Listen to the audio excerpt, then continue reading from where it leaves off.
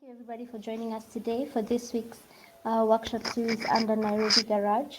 For those of you who may not be familiar, Nairobi Garage is Africa's largest and coolest business and innovation community.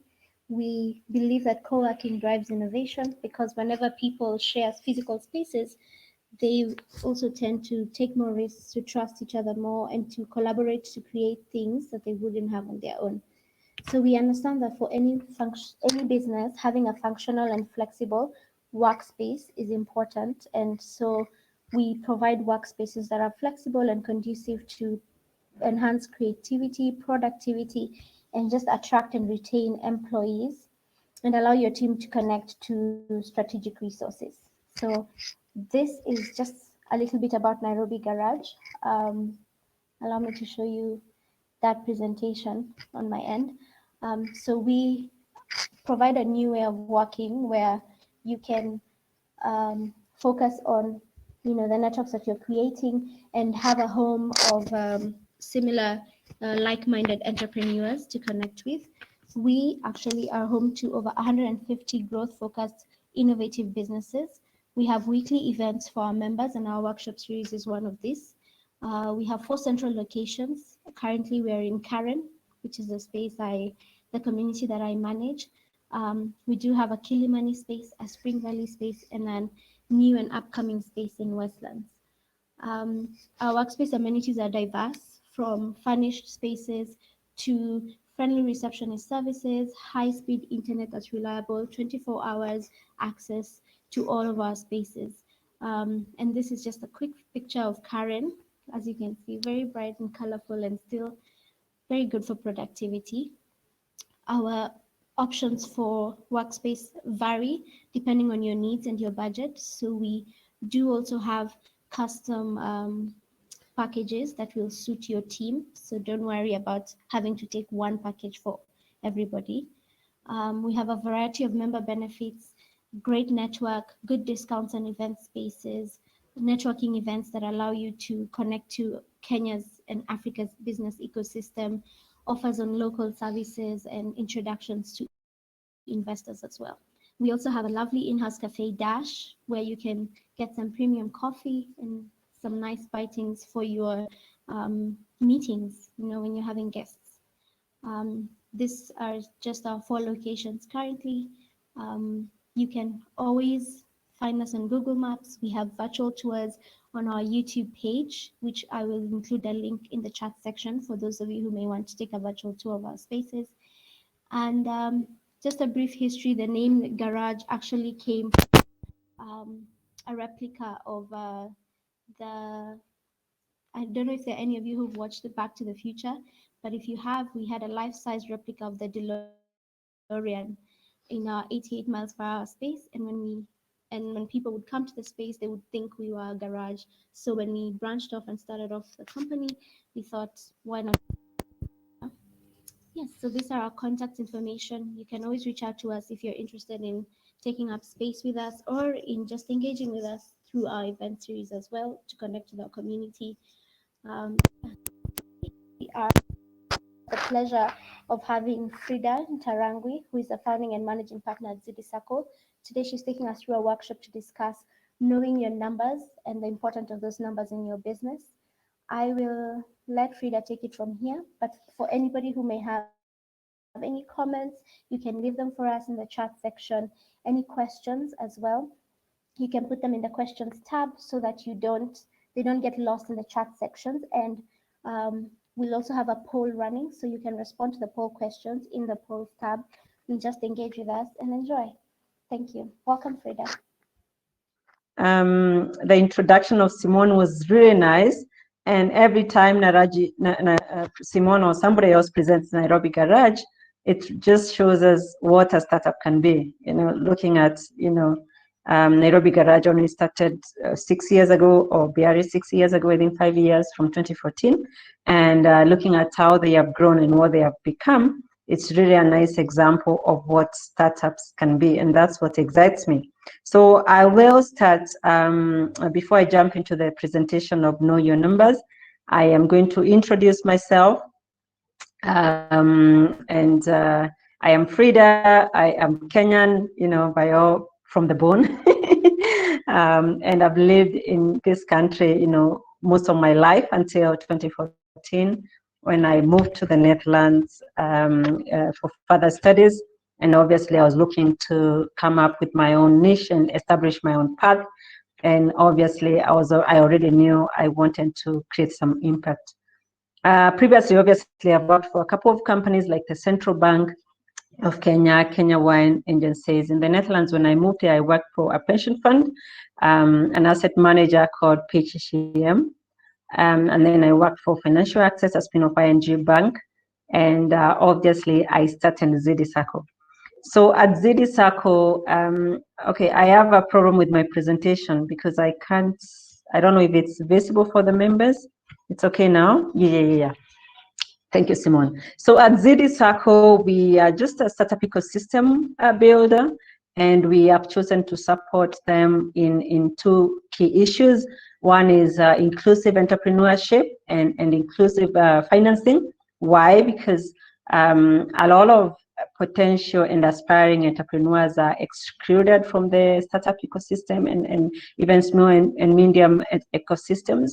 And like we've seen, one of the things that make you succeed is not just having money and an idea. You need the skills, you need the network, you need partnerships, you need also to share with other entrepreneurs. And we support entrepreneurs in a number of interventions.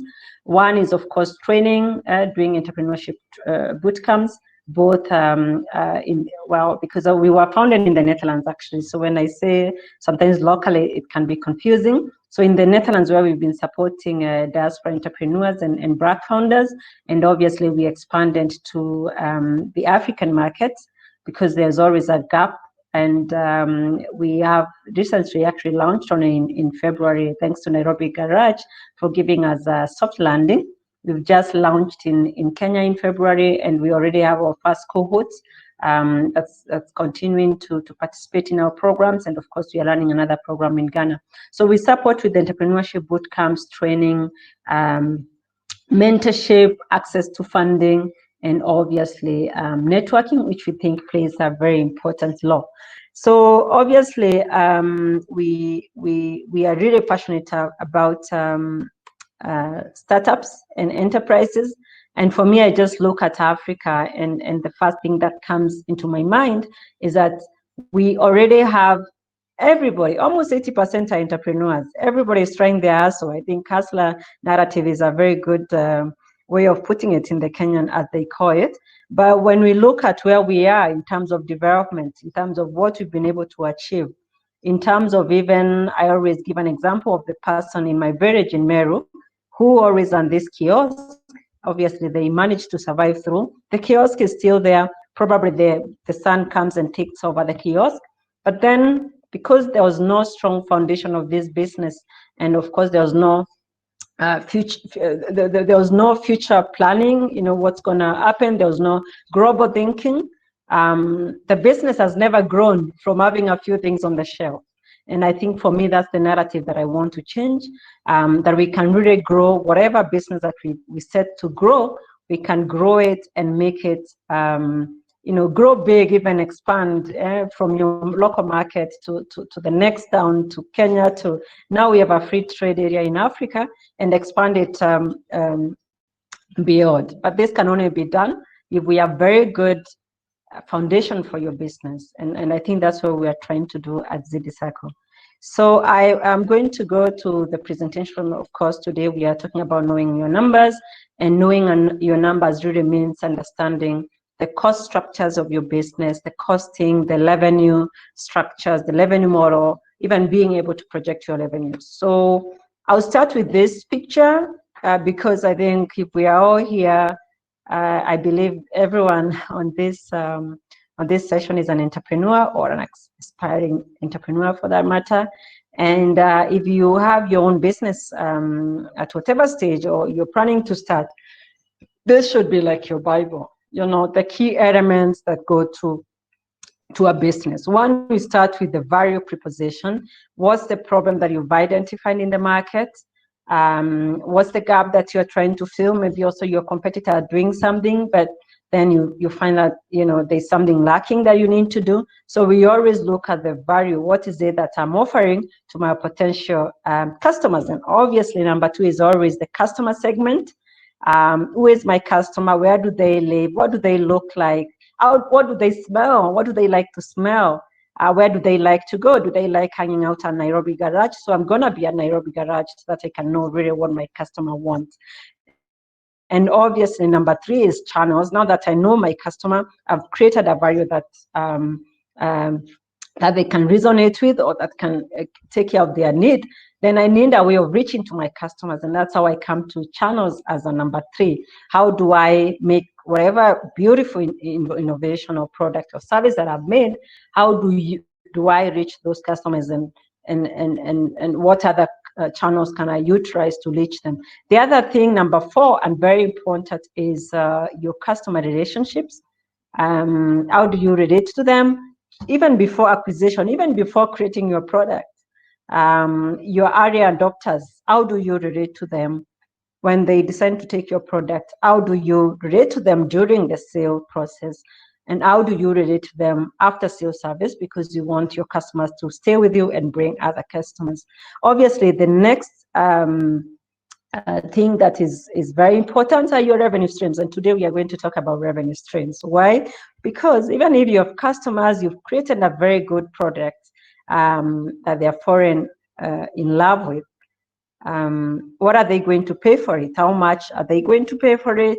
And then how many products out of your one product or one innovation can you have so that you have different revenue streams? And then after that, obviously, your key resources. How do you reach your customers? Who is gonna reach your customers? Is it you? As a single founder, you can't be jack of all trade, definitely. You need a lot of resources. You need people, you need workers, you need your team members, you need, for example, technology, you need you need to reach somewhere, you need the matatu to go to them, for example, you need transportation. You need a lot of resources to be able to deliver to your customers. And obviously, number 7 is key partners. And this is very, very important. You cannot invent the wheel, be the junk of all trades.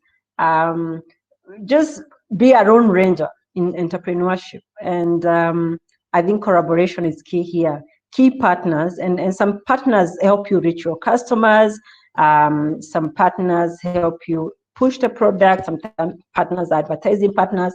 Some partners are just even network partners to expand my network. Like obviously what we've been trying to do with Nairobi Garage is obviously try to offer Nairobi Garage customer clients, who I'm also included in that category, a variety of other things like kind of these workshops, so that we can create value to them. So you need partnerships. And I think this is not a topic for partnerships, but obviously I'll go to the next thing, your key activities, number 8. And these activities are activities that directly resonate with your customer. Activities that move your products to your customers, activities that help you create your products or service for your customers. So key activities must be key, and that's why the word is key. If they are not helping you reach your customer and generating more revenue, then you better get rid of them. And obviously, the next thing, in number 9, are cost structures, and I think we're going to discuss about this as well, because, like we said, knowing your numbers, knowing the cost structure, knowing, I have this product, how do I make this product? What components are required? What resources are required? So all these other things that we've discussed, we have to quantify them with numbers and put a figure on them. Then that's how it makes business sense. So obviously, this is not a startup class today, but I wanted to start here, because when we start here, then all the items that I've discussed on this business model canvas will make sense to you when you're trying to dig deeper into the numbers. So the next thing I wanted to talk about are your revenue streams and revenue models. And obviously, we said you create a product that your customer falls in love with. That's the first step. But also, you have to make sure that your customer pays, otherwise you're not in business. And that's why we are saying the customer is key all the time. So in terms of the revenue models and revenue streams, there's a big difference. The revenue model is just a strategy that the company uses to generate cash from each customer segment. So that's just a strategy, yeah, a revenue model. Nairobi Garage is selling co-working space, so I think it's subscription based. The revenue model is subscription. But what are the revenue streams? For example, when I was looking at the presentation of Symone, and I'm going to refer to it because we just saw it, I saw her showing other things, meeting rooms, yeah, different revenue streams. I saw Dash the cafe, different revenue streams. I saw, what else did we see, Symone? The fixed desk, the crab house, the fixed offices, the private offices, all those are different revenue streams of Nairobi Garage. So without wasting time, I'm going to go to the revenue models that we could have. And obviously, when I talk, I want you to think of your business. Yeah, for me, Fridah, I'll think of ZidiCircle as my business, and that's the best way possible. So if I mention a revenue model, it's good that you look at your own business and say, is this right? What's my revenue model? And if it's possible, actually, because you're going to have the pause, it's going to write it down, because when you write it down, you cannot forget it. And then if you see something is wrong with your revenue model, then you can change it. So the most common revenue models, obviously, they are direct revenue models, key activities, and their auxiliary revenue models, which are kind of extra, which we'll see in the next slide. But the most common one is sales, direct sales. You have a product, I have a pen, I have a grass, I'm taking it to my customer, I sell it directly to them, and the deal is done. So that's sales. So there's another one called transactions, and you've seen mostly transaction revenue models are mostly also with anything Internet of Things, anything that's being sold online.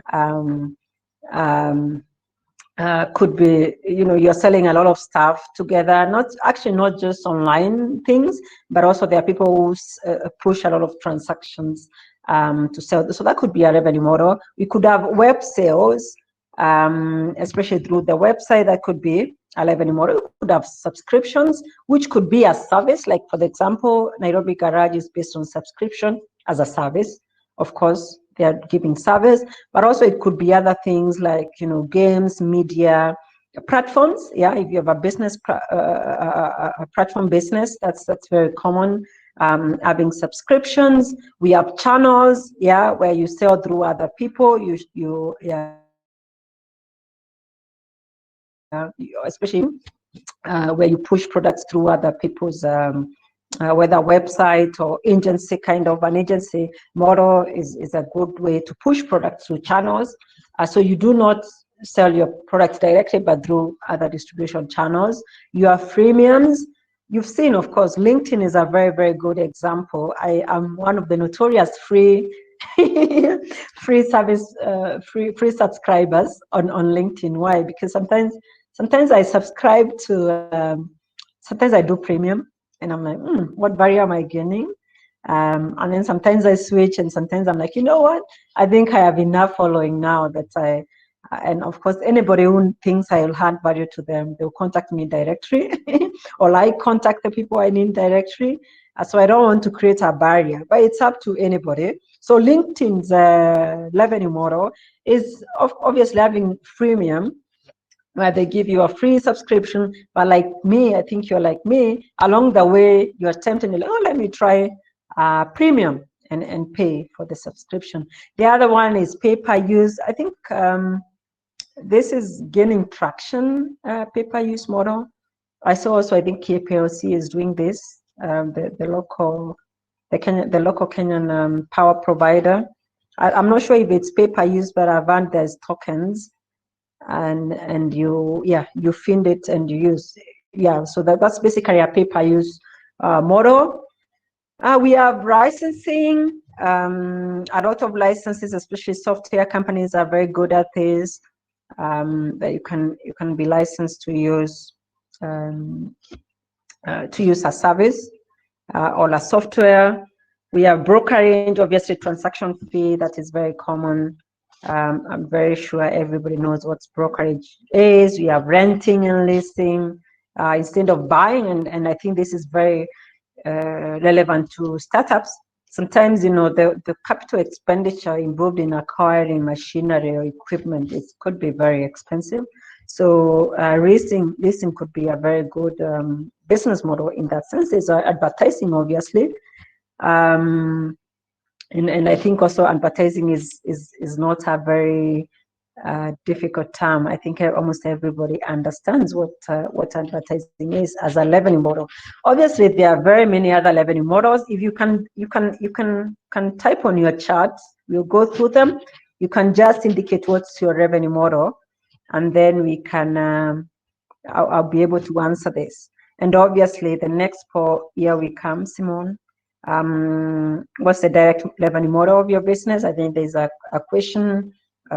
What is it called? A multiple choice that you can choose. But also, I want you guys to type in, because I'm curious to know what revenue models you're having. So if you could type on the chat, that would be amazing. But also, Symone, have they done the poll, or they're already doing it? Yeah, then I can take some water as you type.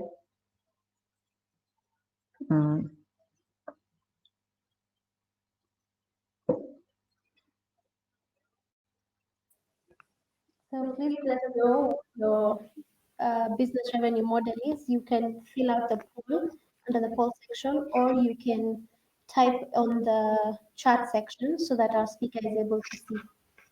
Thanks. And I can see already a question as you do your poll. And Gideon is asking, what factors inform prices for subscriptions, for example? We are going to cover costing in the next topic, actually, because, subscriptions, first of all, I mean, if you decide I'm offering this product and subscription will be my revenue model, then you have to figure out what's the amount of what resources, again, I go to the business model canvas that I talked about, what resources go to me delivering either to the platform or me processing these subscriptions, what processes and resources go around creating a nice experience for my subscribers. And that's definitely what determines your pricing. I would like to say, like, pricing and costing is what's directly associated with you creating your product or service and delivering your product or service to your customers. So we are going to look at the other one about costing, and you already see what kind of components you can incorporate in doing this, Gideon. The other one was, where do projects fall in terms of revenue models? Where do projects sounds like it could be a direct, because it's a service, right? I think a project is a service, and so it could fall under direct sales. Yeah. Because but then we really need to understand what kind of a project. Is it a profit-making project, or is just another project? So those are all the things, Wambui, I would like to know, so that we really define what kind of a project, because a project is a name, but what are you making? I'd like to know what you're making, and then we can be able to say, well, you're making this, and then probably this. Maybe Wambui, you can type, what are you making in a project? An example, then we can be able to do this. Is the poll is up? Let us know your business revenue model. Have they done the poll? Not yet. Okay. How do you charge for software? So software, for example, could over here I mentioned software in a lot of things, and one of it is licensing. And I think now people have become so creative, where you have very flexible licensing, right? Where sometimes you do monthly, or well, but then I think software, it depends again of what kind of software it is, because if it's just say Canva, that is helping us create graphic designs and whatnot, then you've seen what they have been able to do. They have been able to create different packages for different audience, but then also you have to think of your customers. Where do they live? If they live in Kenya, what do they like to do? Do they like to get a service and subscribe one and then go off? So then you offer different packages, one-off, monthly, and whatnot. So license is very common in licensing in terms of software, but I would still like to understand a bit more. What kind of software is it? Who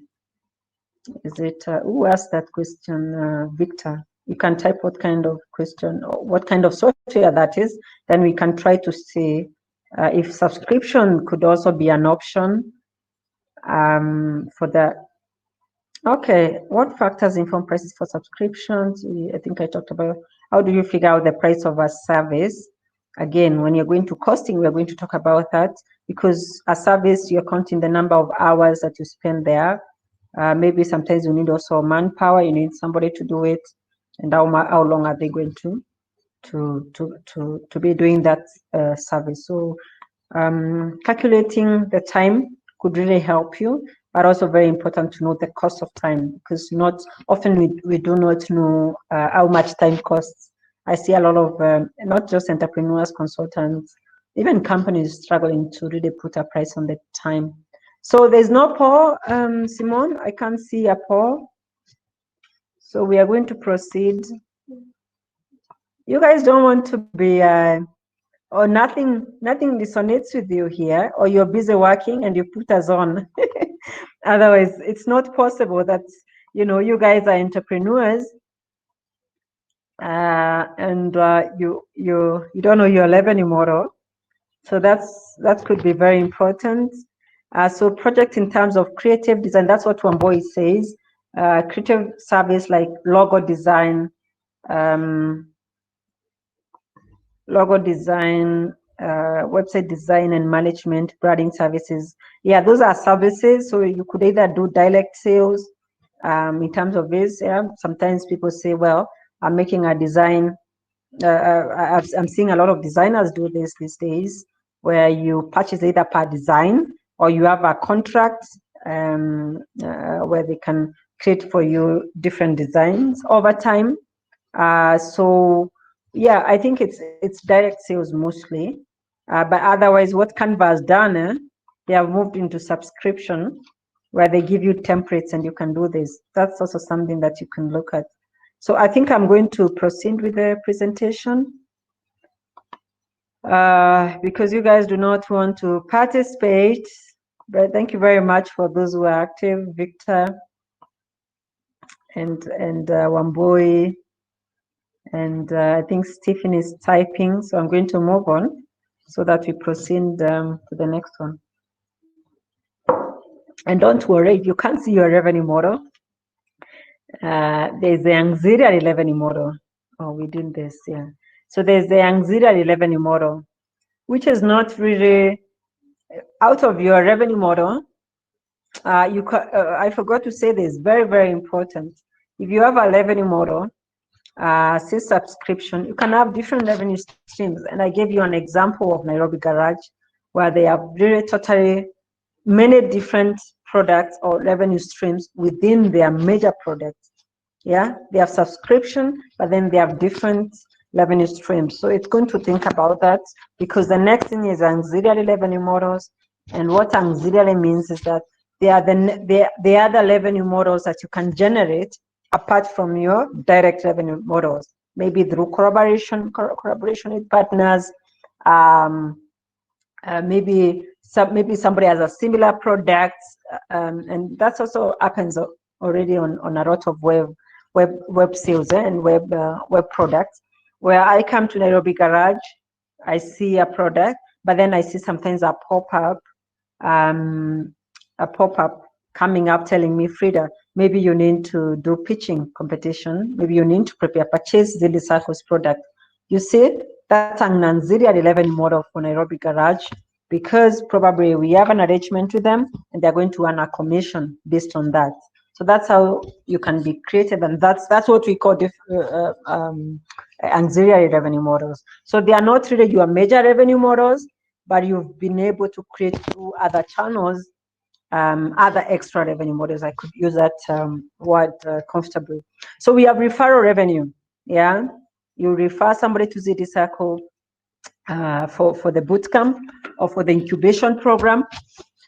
And probably we've worked out, actually we do have with some partners, referral revenue model where they refer clients and we give them a form of commission. So I think that's the best way to look at it. We have affiliate revenue models. For example, your finder's fees, commission. Who is moving? You're moving it? Yeah. So you could have affiliate revenue models. It's just out of partnerships, and the same can be commissions. You can be mailing list rentals. Although this is very controversial, actually I should remove it from my notes, because now mailing list rental, what has been happening with all these security rules and regulations, and especially in Europe where I have been, it's really, you cannot share people's emails just like that. And now recently the new regulation says that you cannot even call, you cannot call Fridah and say, hi Fridah, I think you're interested in my product. With privacy laws, that's now interfering. So we have sometimes to be careful with this. But in previously, we've seen people renting other companies' mailing lists or stealing them. I think we've all complained about our numbers, our Safaricom numbers, where people just pick your number from, I don't know how they do this. I think the software engineers here can tell us. They take our numbers, and immediately I start receiving SMS, did you buy this, do this? I think we have to think about this. It could be a solution, but obviously we have collaborated with Nairobi Garage, and we communicate to our audience that we are doing this together. So either of us can communicate with our contacts, but you have to be very, very careful not to land in court. The other one is back-end offers, and this is mostly also for software, where, like I said, most of all of us now, when you're shopping online, things are popping up. You're getting offers, buy this. Sometimes also because of artificial intelligence, they are learning our behavior. They are saying, if I'm looking for pants, I will most probably look for a summer top. You see, and then you see it pop up immediately. So these are auxiliary revenue models. Think about your business right now. Think about your direct revenue models. Think about how you can utilize your contacts, your channels, your partners to create other products that they can benefit and you can benefit. I think that's very, very important. I'd like to hear some examples, but before that, I hear the poll is up. Let's see. So how do I see this? The poll results, Symone? Or somebody is typing.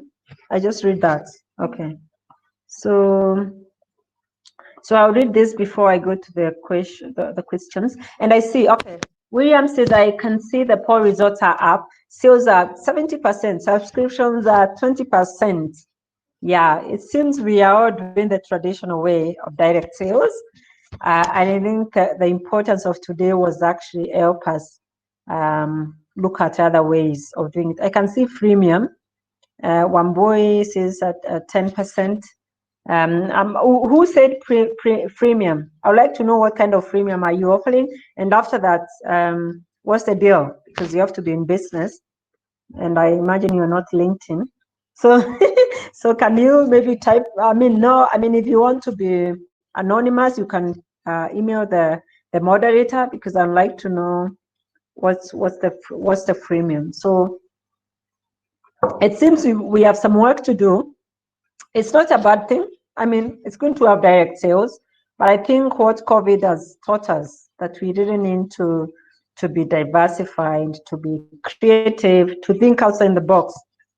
We have to think outside the box, because if now, like for example, if your direct sales involves even you going to customers directly, with COVID, if we are on lockdown for months, how does my customer get those products if I've not really created that structure in my company where I can be able to deliver or do other things, turn online? For example, ZidiCircle. I think luckily we had switched into online. We had done a lot of webinars before. So I think switching was not difficult because now, like 2020, full of COVID, we had people ready for the bootcamp. We are like, what should we do? But because we had already created an opportunity for webinars and doing things online, we just seamlessly switched on. We found that even our entrepreneurs were enjoying it more because they could do it from the comfort wherever they were in the world. So that we were able to change quickly. So I'd like you to think about your business model and your business and even your revenue model and your customer. Customer is key. Think and exhaust all the ways that you can reach your customer in 2021. And I think that will be very, very important to do that. For those who are starting, this could be a very good starting point. And that's why we start with the BMC before even you go, you put up your business, because all these things need to be clear before you move on. So can the auxiliary revenue streams affect main focus or cost of the business? Of course, it could. Because I've seen businesses that have turned to be agents totally. You run your core business, Fridah comes and tells you, you know what, we can collaborate, I can offer courses. For your audience, Nairobi Garage is a good example. Again, I'll keep using Nairobi Garage. And then Nairobi Garage totally now, because they have seen revenue is coming in through Fridah's training, they totally now neglect their customers. They totally do not offer any flexible options for their customers in terms of co-working space.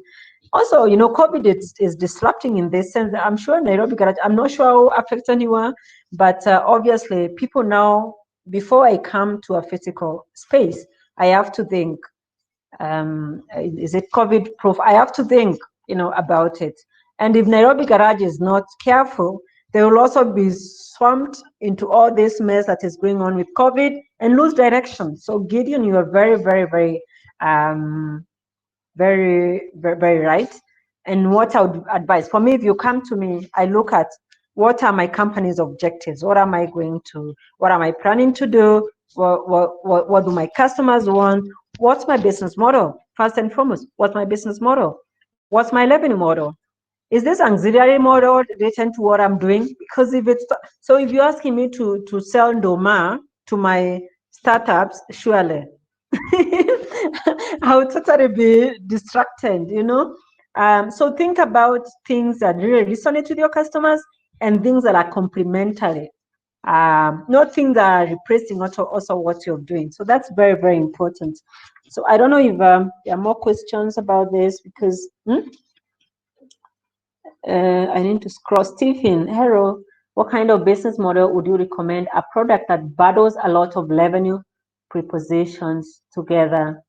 Maybe the value preposition is merging a lot of value propositions, maybe through partnerships together in one site. The users find there is value. Exactly, Stephen. That's what I've been trying to say. A platform, yeah. So maybe your platform provides services. Maybe for all startups, we need all the things. We need accountants.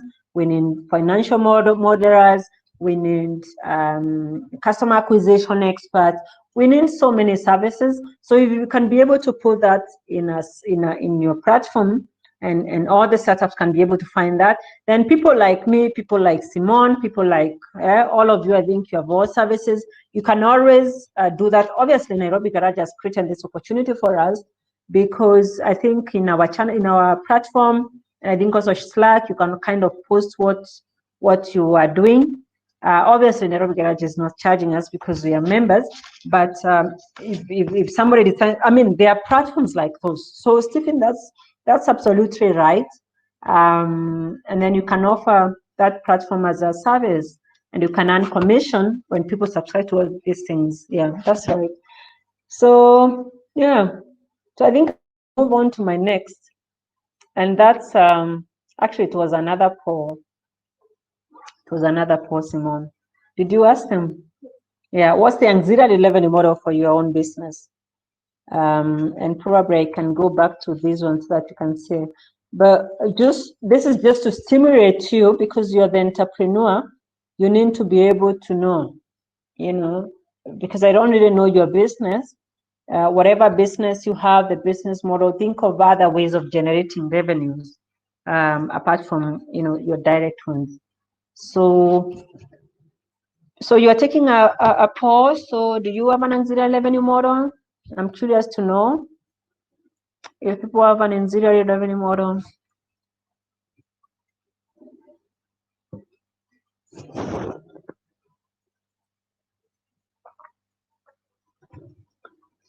I can continue. Yeah. Okay then. So please take the call, the poll, and we're going to move to the pricing now. How do we price our products? I think I start with cost-based pricing, because this is the most common one, where I know I have bought this pen at 10 shillings. I mark up at maybe 20% or 5% or whatever. I end up selling my product at 15 shillings or 20 shillings. That's the most common one, and I'm sure a lot of people are using, especially those who said sales. I think a lot of people are using cost-based pricing, and the markup could be different for different products. And depending, obviously, sometimes I know here in Kenya, you look at your competitors, how much, because I go to the supermarket and I find all baby wipes, because I've been buying baby wipes, all of them. I think they are the pricing difference is just even cents. So sometimes you want to mark up your product, but you're like, well, the cost is 50 shillings. But because my competitor, and I think really this is not happening. It's not possible that in Kenya we have one product that like almost everybody is selling at the same price. That's not possible. So I think what they just do is that you have a cost, so it's called competitive-based pricing, where you want to base like your competitor. But I think really this is dragging us behind as a country. One, because we are not able to offer different consumers different products depending on their purchasing power. Yeah, so I think there's a problem there. I'm not criticizing anything, don't get me wrong, but when I look at how the most basic things are so expensive in the supermarket, then I know something is wrong. Something is wrong. Obviously, if you're manufacturers here, people say there's high cost of production, there's like, I don't know, power, but it's not possible, because also sometimes the quality is not the same. So this is the most common, and I know most of you are using this.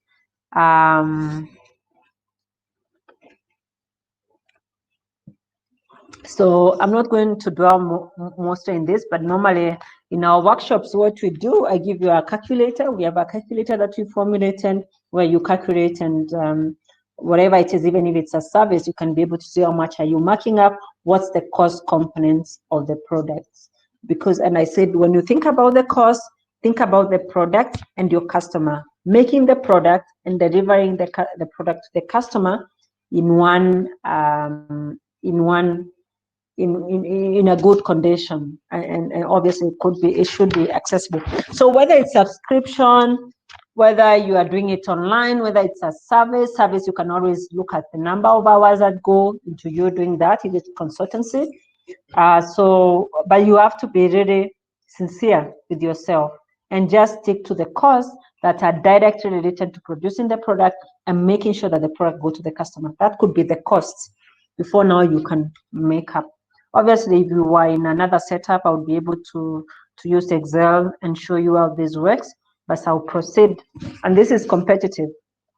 Yeah, where you look at the market, you say, well, I have these wipes, but maybe I am offering value to my customers. They could be a bit expensive. So I decide tenner tenor is maybe not a premium quality, so I decided to give a premium quality and people can pay above the market price. Or I can say tenor is my base product that I can compare, and my product maybe is missing the scent, maybe I'm not putting the aloe vera water bill, so I can price it lower. So this is called competitive based pricing.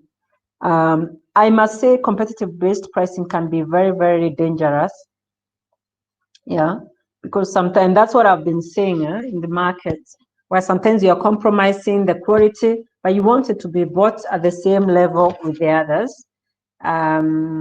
You're not thinking about your customer, what do they like, and that I keep insisting, it's not possible that product that I see are not of good quality costing the same value, or the product that are of a lesser quality costing the same as higher quality. So there's a problem there. I must say, in other markets where I've been, I've seen this working very well, but also this has to work with the competitive authority and all these regulating authorities, making sure that the products that are coming are of a certain quality and that the pricing is not being distorted by the poor quality products. So this is another one. I'm not saying you should use this or don't use this. All I'm saying is that you need to be really, really careful about your pricing and how you're doing it. And let's have an integrity a little bit. Let's be honest. If you're a producer, if you're a distributor, let's not take advantage of the customer, because the day the customer will atachanuka, the day that the customer will come out of the box and realize about the product, then you lose your customers for no reason. So there's dynamic pricing, and dynamic pricing. This goes to the web most of the time, but also I've seen goods and services in the market where sometimes if it's high season, if it's Easter or it's Christmas, products just go up, but in low season, products go down. But in terms of the web, sometimes who was trying to reserve tickets? Whenever I'm buying tickets, I have like 3 computers in my room, and I mean, believe you me, I'm real. And I put on what is it called? That mode, where incognito mode.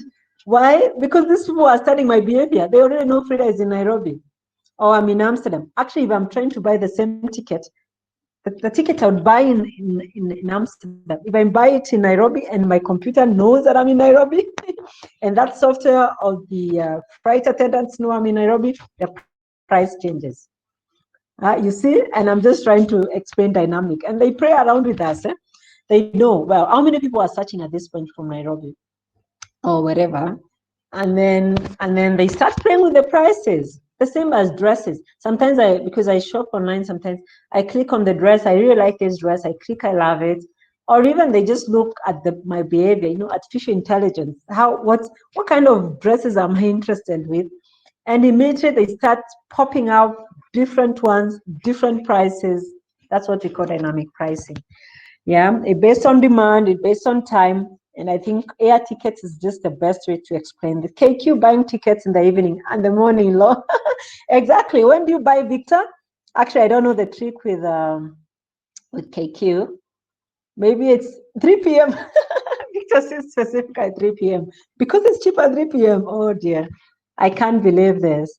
But that's me, Victor. Me and you, that's us. You have to be ahead of the game. So I'm trying to move on, because then I can go to the questions, but this is really, really funny. So pricing choices again, we said cost-based pricing, value-based pricing, where you look at what are you delivering to the customer, competitive, where you look at your competitors, volume pricing, where sometimes you're pushing too many things to your customers, to the market, and so because you're able to sell in volumes, you're able to make your money. Excuse me. You're able to make the markup.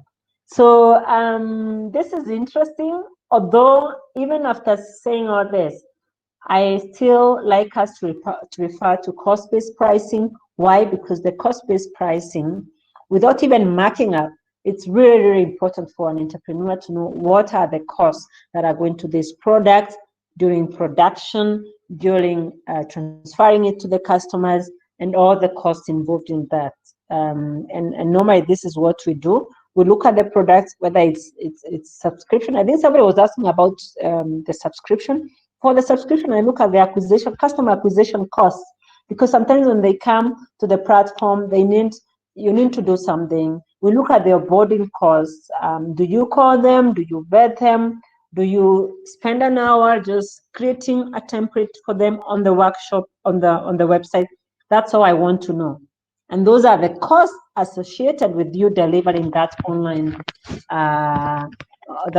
service, if it's on a platform, for example. So there's nothing that you cannot quantify the cost, by the way, because we can look at the raw materials, for example, if it's a physical good, if it's a service, we can look at the number of hours that go into it, the expertise. If it's subscription based, if it's I'm being distracted by one voice. I'll check your question. If it's subscription based, what's the onboarding process? What's the customer acquisition cost, and what amount of time do I need that developer to maintain? All those costs is what you need to write down. So let me go to the questions, because I think I'm missing some. So can I base my product on value? How will it fare on in Kenya?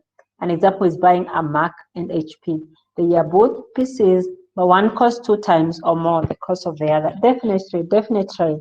We already discussed value-based pricing, Victor.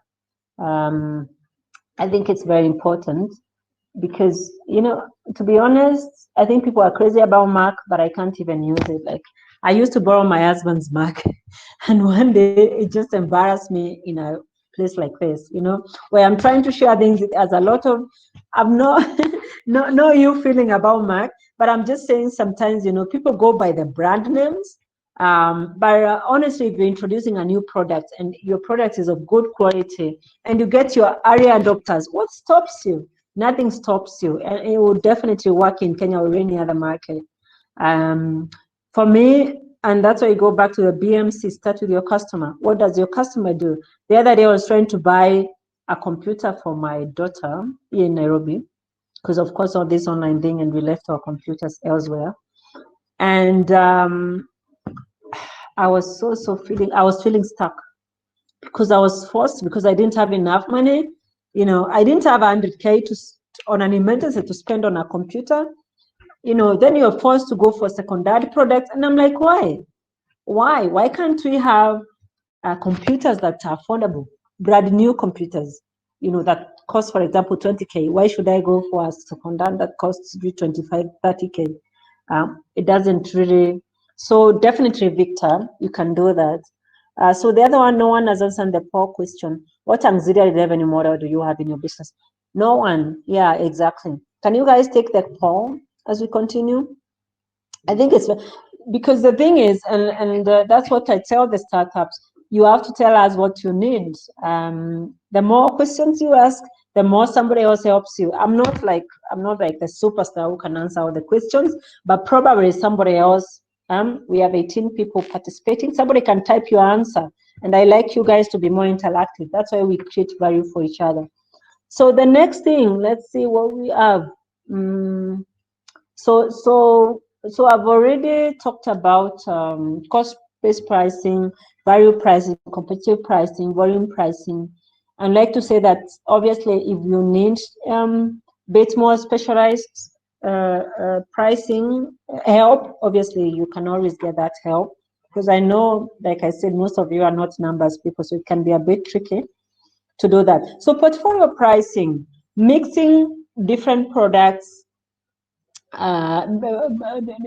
mixing different pricing methods. Like one product you mark up, the other one you do value based, the other one you based on competition, and that's where again our products go along with our revenue streams. So you could do mixed portfolio pricing where you mix different types. And that's why I said no one is right.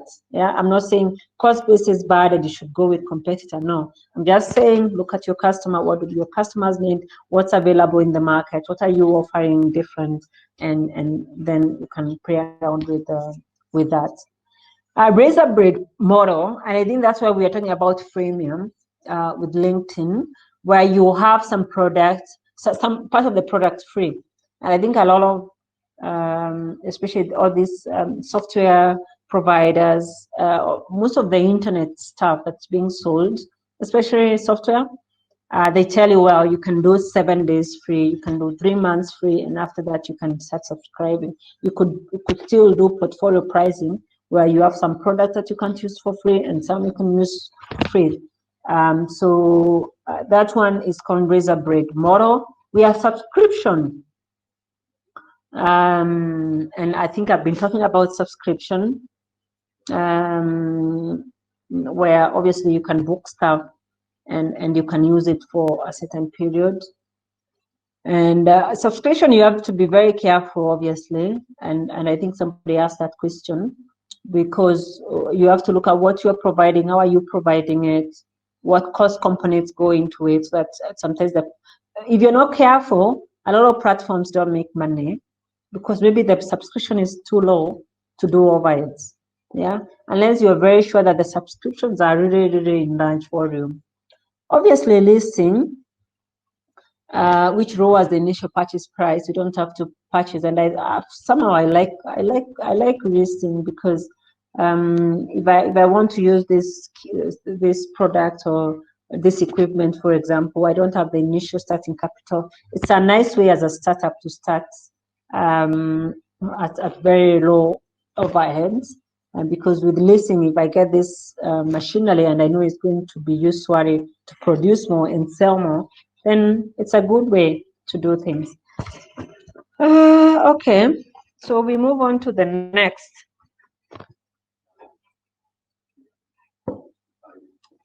I'm still not seeing any auxiliary revenue models. It seems nobody amongst us has an auxiliary revenue model.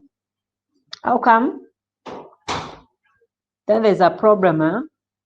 Because we're in 2021, and I think we really have to work. I am pretty sure every business can have auxiliary. We can look for ways of doing this. Obviously, I don't know what businesses you guys are. If you can type your business and your revenue model, I can try to think as we go along what auxiliary revenue model. I think that can really help you discover that. Yeah, I can see Stephen typing, but I'll go ahead. So what are the kind of things that we also consider when we are doing pricing? Other components, you've seen like all these seasonal sales, so you can decide it's either exclusive or non-exclusive, for what season, for what timing. Yeah, you've seen, I think during Christmas products go up, but I think in some markets people take advantage, because I know in Easter many people want to buy certain things, Easter eggs and presents and whatnot.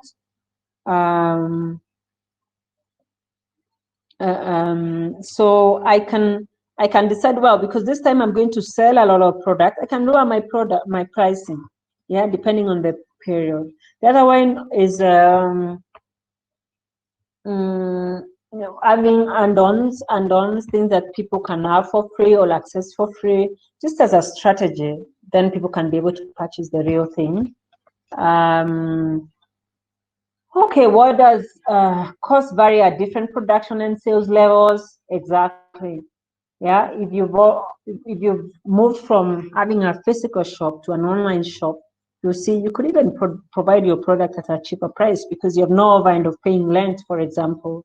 What is the time to market? Yeah, are there competitors? Hand-on sales opportunities. There's always hand-on sales opportunities that you can have. A market share. Are you the market reader in your market, in your city, in your country?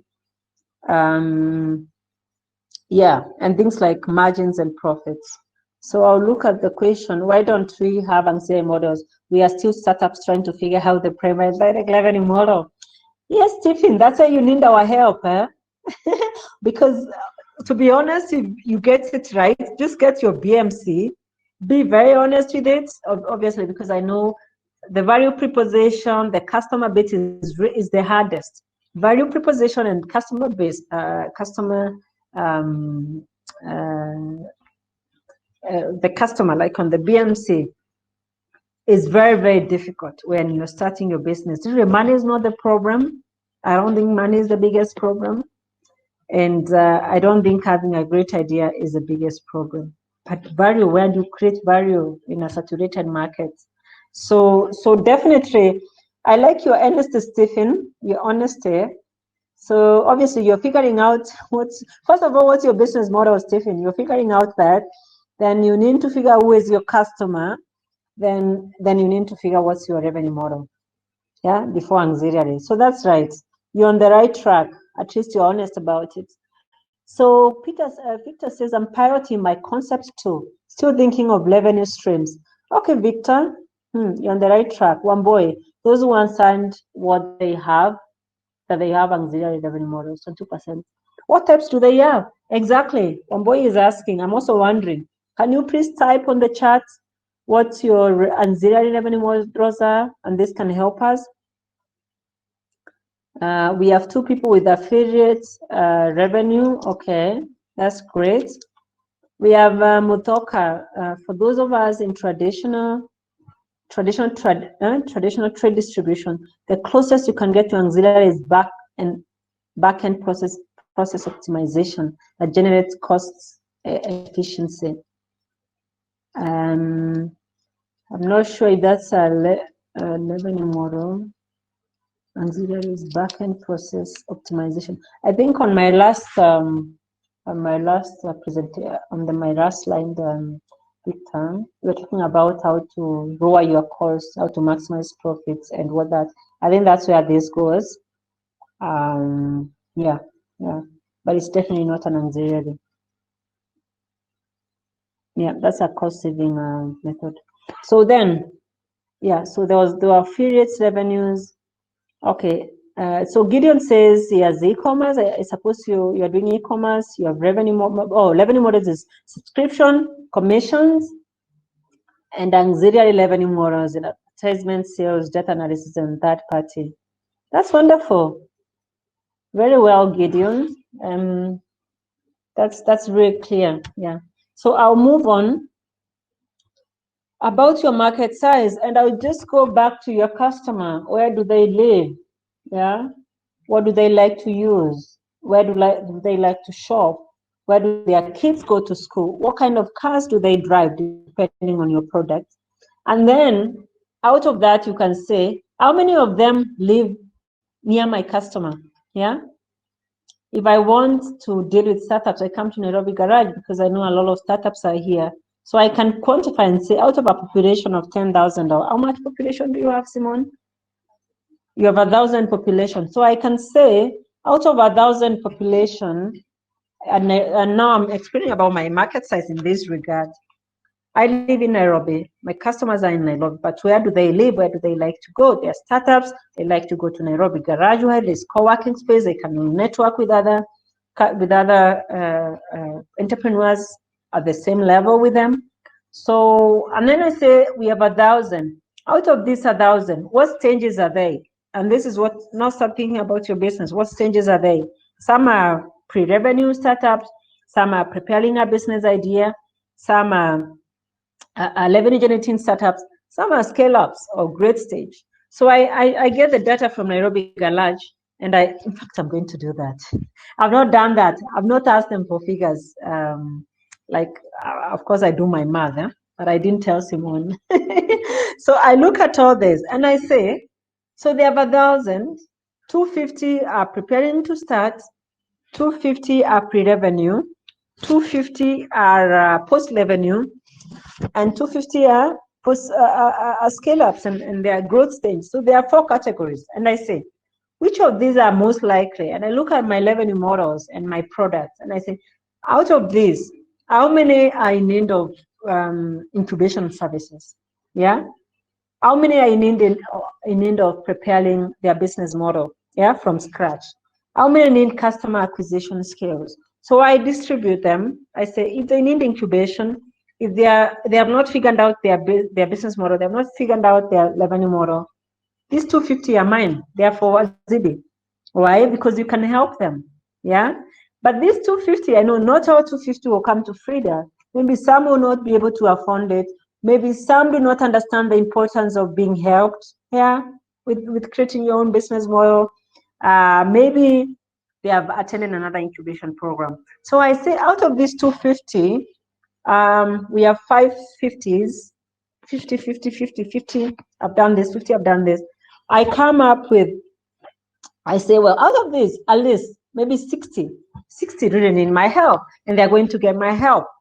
So at Nairobi Garage, for both post-revenue, pre-revenue, and the business model creation, I have 60 customers, yeah. But then I go to the other 250. I'm like, these ones are scalers, but they are not generating revenue. Why are they not generating revenue till now? What went wrong? Are they on the right course? They need our scanning, and they need us to help them with either customer acquisition. They need us to help them with managing their resources. They need to help them with maybe projecting their revenues. They need a certain kind of expertise. And out of these 250 from Nairobi Garage, maybe only say 40 will need ZidiCircle services. You get it. I'm just using my company because I know it's a live example, and I want you to do that to your business. What is the market size of your business? Can people start typing their market sizes and where? Where are you based? Are you in Nairobi? Where do your customers live? Do they live in Gekosh? Do they live in Rongai? Do they live in a posh market, high end? Maybe you can tell us in your on the chart. Then that can help us. The next thing is how many customers and the products, and when do they need it? Yeah, the customer is key. Before I go to the market, it's always the customer. The old way of doing business, people never used to start with customers. I would see Symone selling bananas. I would rush to Meru, one pick up bananas. Here I come. People buy my bananas. They get ripe, they get rotten. Why? I didn't focus on my customer. I didn't find out who are Symone's customers. Why do they go to Symone? Her bananas like golden yellow when they ripe? Yeah. Do they come from Kisii? Do they come from Meru? You see, those are all the things that you need to consider. Yeah. And all these things, by the way, are numbers. You consider them, you put down on paper in terms of numbers all the time. How many can you channel to sell? And what are my distribution channels? How much would it cost if I follow this distribution channel? Yeah. And what does it cost to acquire my customer? All those things, you really need to write them down in numbers. I think, Symone, we are going to offer them free consultation hours. Not hours, really. I can't afford an hour, but at most 30 minutes I can. Or my colleague or somebody can help you. Yeah, so that you write those down and somebody really checks for you as we've been talking. So what I would like to do you to do at home is look at your business and get all these numbers right. Write them down. It's not, you don't need an accountant. An accountant will never, an accountant looks at what happened after. You know, they're looking at history. But here you're the entrepreneur, you're creating your business. So you need to be honest with yourself and do some work. Yeah. If you have money and you just want to put a product in the market, it won't work. You really need to go down into putting things down. So let's see what they're saying. Try launching affiliate revenue models in partnership with influencers in 2016, and there was no uptake. Okay, I didn't need to understand. Why didn't it not work? But what kind of partnerships? Was it a one-way partnership? It's called a partnership because it's always a two-way partnership. Yeah. So maybe we need to talk more about this and what reasons and what could work. I'm not a fan of influencers. But I think for some business models it works.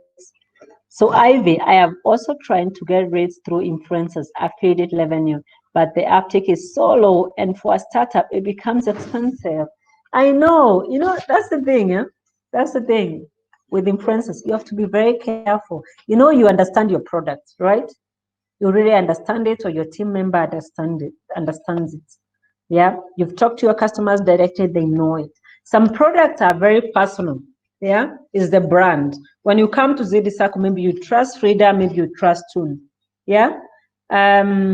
So I sometimes I need to have a direct relationship, not you like as a friend, but with my product, the product I'm using. I want it to be associated with certain people. And what I think people are making wrong is thinking like a certain celebrity, once they touch my product, it's going to sell. That's not true. That's not true. Know your customer. If you know your customer, you know where they like to go, you know what they like to feel, you know what kind of cars, you know which markets they visit, then honestly, that's where you start. Yeah. If you give an influencer your product, if they have not internalized the product, because sometimes it's very important that you believe in the product first. If they are there for the money, really, it may not work. But I think that's the problem. But I didn't need more details to judge on that. I don't know why that happened, but you have to be really, really careful about influencers. I was so surprised somebody suggested to me, why don't you use influencers? And I'm like, influencers for what? Yeah, if I'm doing a good job, if you attend our incubation program, you can have a good business, you can have a good foundation, you can have all the support you need, then the business is successful. You are my ambassador. I do not need an influencer because the influencer has never attended our workshop. An influencer has never done their own even business. They don't even understand what a business model is. You understand the disconnect? Yeah. So Ivy, we realize it's because you are unwilling to make a sale of the product. You were requesting that we give them our products for free, but instead they sell a product to their audience at X percentage off, and they earn X percent. Yeah. We need more, obviously, information, Ivy, but something terribly went wrong. So obviously it's a learning lesson to learn to do that. So Gideon says, how do you measure market size? Is it in percentage or a specific number? Suppose the market size is distributed across the country, as in case to do with e-commerce business. I think his e-commerce business is also very easy to do market size. It's not difficult to do market size. You can even use competitors' numbers for the e-commerce, and definitely you can use percentages. Like I think when I was trying to explain the Nairobi garage scenario versus Zidi's market size, obviously I was not exhausted because I focused. You realize I just focus on Nairobi garage. There are many incubation, there are many co-working spaces, there are many entrepreneurship communities. There's a lot, you see. So I take the total population in Nairobi, or in each, it could be also in Kisumu, it doesn't matter. And then I know out of this, how many people even have a smartphone in Kisumu, It could be 80%, it could be 90%. And then out of those that have a smartphone, what are their behaviors? Where do they like to go? What other applications are they using? That's why a market study is sometimes very also important. What do they like to do on their smartphones? What do they watch? If they have a smartphone for just WhatsApp, they may not have a payment link. Do they bank on the phone? All that data can be collected in different places. And then also looking at the other competitors and see how it's behaving. So that's how you do it. I don't know, Gideon, if I'm answering, but it's the same thing I was explaining. You could take in numbers, but also you could take in percentages. Obviously, every number is a percentage of another number, right? So that's what you do. So for e-commerce in Kenya, I would like you to be very careful. Look at what's happening around. Look at Jumia. Look at all the other online services, or online platforms. and see what's the behavior, I don't know if they share it publicly, but you can, I mean, if that's your industry and that's what you want, you'll get information if you want it. I'm a consultant in digital marketing. That is how it works. They get 1% of it. Oh, yeah, you see, Victor is answering. We approach an influencer who, when they mentioned using our product, we noticed sales. So we were offering them to earn from the effort. That's also fine. I'm not against influencers. All I'm saying is that you have to be careful. Your influencer has to really understand your products before you rush into an influencer. Yeah. So I think and then comes to my revenue forecast. Normally, I just don't talk about revenue forecast. I do it on Excel on how easy to focus on revenues. But forecasting revenue is basically looking at now. This is my revenue model. These are my revenue streams, both direct and auxiliary. And so in one day, how many products do I sell at how much in a month, and then comes to a year. Year one, how do I expect to grow in the next year? How do I expect to grow the year after that? And obviously, for an existing market, it's very easy to determine this. Yeah, if you're just bringing extra wipes, maybe at the same price or raw or whatever, it's very easy to determine the revenue forecast out of an existing market. But sometimes there's like mentored markets, yeah, where there's an existing market, but you want to introduce something different. Maybe you want to add more value, maybe your product needs to be different. That one definitely you cannot have a direct cover with revenue. Yeah, sometimes you take to pick up, sometimes it will be flattened, sometimes you grow organically slowly. I'm a believer of organic growth. There's nothing like a jackpot in business. And obviously there's new market revenue forecast, even difficult, because with a new market, you have to go slowly. You introduce the product, maybe it's not doing well, maybe you are changing something, you go again on a flat curve and slowly grow organically. So yeah, obviously we are not talking, so I want to hear what's happening on your end. Check your revenue model. Is the revenue adequate to cover your costs, both in the short term and in long term? When are you going to break even? Very, very important. Are you confident it will grow? If it's not growing, then you have to really find either, look at other revenue streams, auxiliary, or just even change it altogether.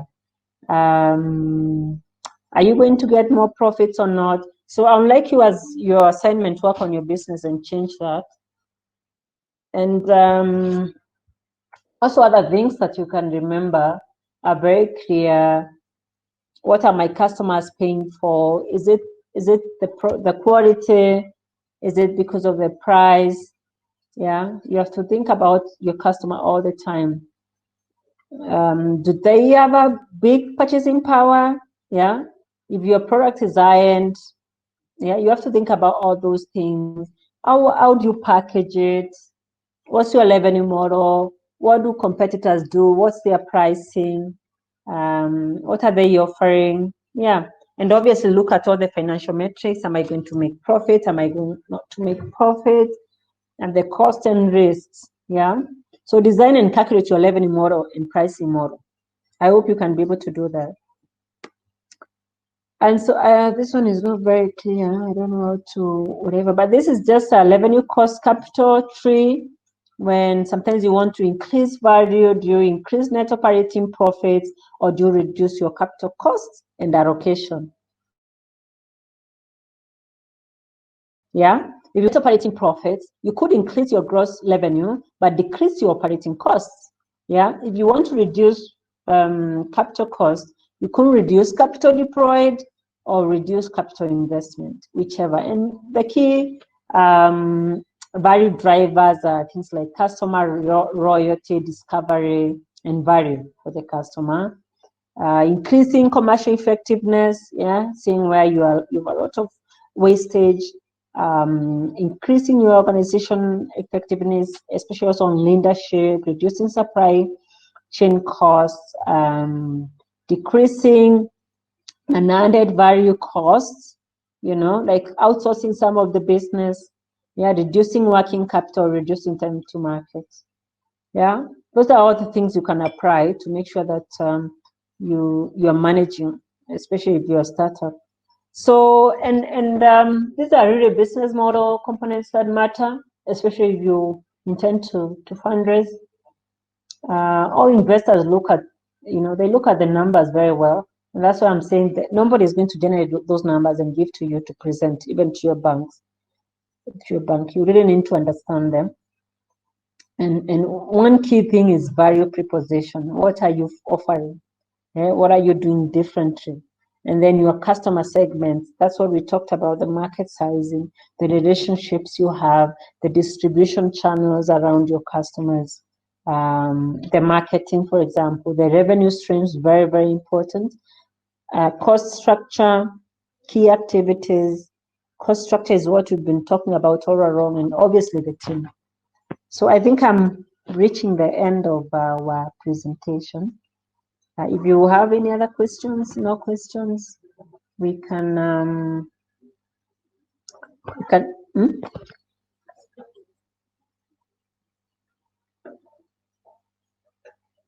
Oh, the questions are there. Are auxiliary level models the same as passive income? Are they the same as passive income? It could be, but you see, revenue model is because passive income also is income that comes your way without really doing a lot of effort, right? But auxiliary revenue model, you have to be intentional about it. Yeah, you have to look at the channel where this auxiliary revenue model is coming from. So the concept could be the same, but really you really have to give a lot of thoughts about auxiliary revenue model. You have to put some effort on it. Can you share successful examples of auxiliary revenue streams? Do you know in Kenya? Auxiliary, but on what business? Most of it is referral fees that is successful in Kenya.